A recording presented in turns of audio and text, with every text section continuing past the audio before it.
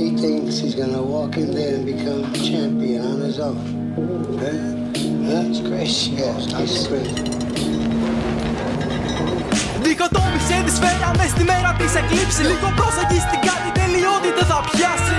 Πάρε το κύλο μου, χαμόγελο και το κερδό δικό σου ενώσετα. Και θα βρεις τον δρόμο μου, ανέβαινουν τα βόλτ. Έτσι ανέβαινε η κοιτάση, πάντα ρέπεις το κακό. Συμβολικά στη σελήνη. Και περιμένει χρόνια δαίμονα στην πορεία του κελιού του και της διάστασης σου ώστε να συγκλίνει.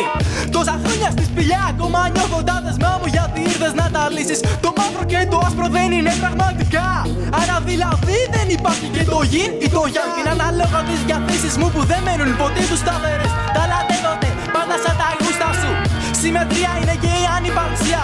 Άρα συμμετρικά είναι και τα μούτρα σου. Κάπως παρασύρθηκα κι εγώ και έτσι ρέπω στο κενό. Όμως πήρα λαθός τροπή. Η λαθός τροπή κάποιοι θα δώσαν στην πορεία μου.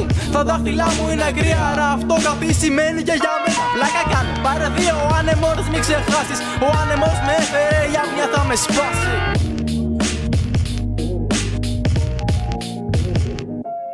Το πρώτο πράγμα που έμαθα ήταν να ισορροπώ.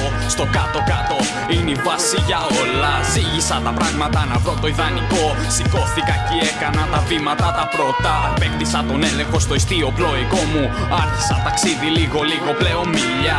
Έφυγα με 1000, είπα προς ολοταχώς. Με πηξίδα να μου δείχνει τη δική μου συμμετρία. Ο δρόμος προς την ανεξαρτησία είναι δύσβατος. Όσο κι αν τα αρνείσαι εξαρτάς από πολλά. Τρία μέρη της ψυχής κι αν δεν υπάρξει αρμονία. Λογική, επιθυμίες, καρδιά χτυπάν και σπάν. Διάλεξα δύο ταυτότητες, δεν μου αρκούσε μία. Αυτός είναι ο ένας εαυτός και ο άλλος είναι αυτός. Το από που προέρχονται δεν έχει σημασία. Ένας είναι δικαστής και ο άλλος υπερασπιστής. Προσπάθησα λοιπόν να βρω το μέσον εξ αρχής. Μα δεν το βρίσκω, μες στα κύματα χάθηκε. Μα ακόμα το ψάχνω να μου πεις άμα το βρει. Σημάδεψέ το στο χάρτη και θα το βρω εγώ κάποτε. Ηθικά σκεπτόμενοι άνθρωποι στη γη αυτή υπάρχουν. Τους τάβουν στη σκιά τους όλοι οι μη ηθικοί. Δεν πειράζει, θα βρεθεί κάπου πάτος αυτού του τάφου. Και από θάλμα πάτες δεν θα μείνει ούτε σπιθαμή αν είμαστε ζωντανοί.